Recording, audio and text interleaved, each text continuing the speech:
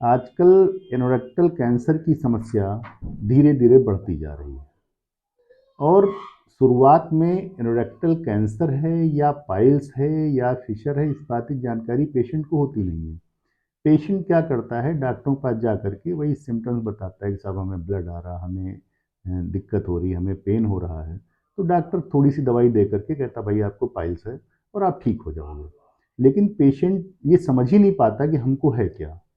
तो कुछ लक्षण हैं जिनके जिनसे आप थोड़ा-सा डायग्नोज़ कर सकते हो कि आपको पाइल्स या फिशर की शिकायत है या आपको एनोरेक्टल कैंसर की शिकायत है।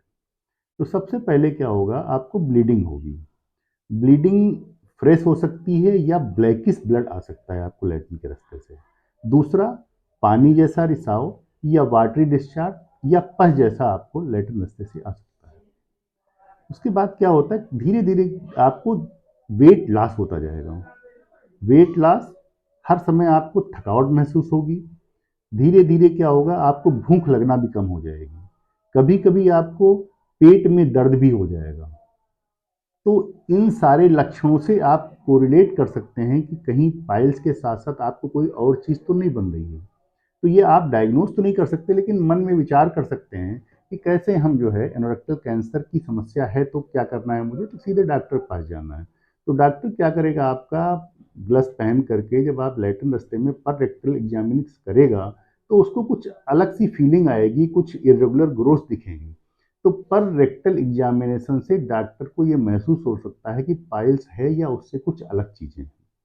उसके बाद क्या है कि हम लोग कोलोनोस्कोपी एक जांच होती है, उससे हम उसके बारे में थोड़ा आगे बढ़ सकते हैं। उसके बाद फिर क्या है, एमआरआई, एनोरेक्टल रीजन की एमआरआई कराते हैं, उससे भी हमें इरेगुलर ग्रोथ आपको दिख जाएंगी। सबसे इम्पोर्टेंट चीज़ है कि क्लियर कट डायग्नोसिस करने के लिए कि सीए है या नहीं है, तो वहाँ पे जो वहाँ की ग्रोथ है, उससे कुछ वहाँ का टुकड़ा ले करके जब तक हम बायोप्सी नहीं कराएंगे तो क्लियर कट डायग्नोसिस हमारी जो है, एनोरेक्टल कैंसर या कॉलम में कैंसर, कहीं भी कैंसर है, जब तक वहाँ उस टिश्यू की जांच नहीं होगी तब तक 100% कन्फर्मेशन जो है हमारे कैंसर का नहीं हो सकता है। तो सबसे पहले तो कैंसर अगर है तो क्या करना है हमें, कि भाई रिफर टू हायर सेंटर। कोई डॉक्टर अगर कैंसर का ट्रीटमेंट नहीं करता है तो उसको कैंसर के डॉक्टर के पास पेशेंट को भेजना चाहिए। उसमें उसका विचार करना है कि उसे सर्जरी करनी है या उसे रेडियोथेरेपी करनी है या उसे कीमोथेरेपी करनी है। तो ये दो तीन प्रचलित माध्यम हैं। और शुरुआती स्टेज में अगर कोई भी कैंसर का पेशेंट है, अगर वो शुरुआती स्टेज में है तो 99 टू 100% पेशेंट वो ठीक हो सकता है। इसलिए कैंसर का नाम सुन करके आपको घबराना नहीं है।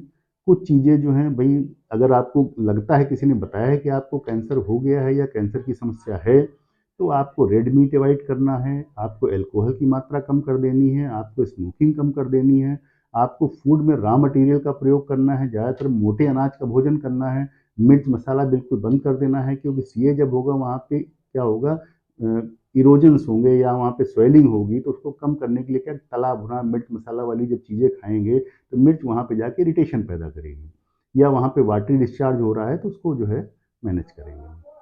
तो अगर हम सही समय पे कैंसर की डायग्नोसिस हो जाती है तो पेशेंट हमारा बहुत सेफली बच जाएगा।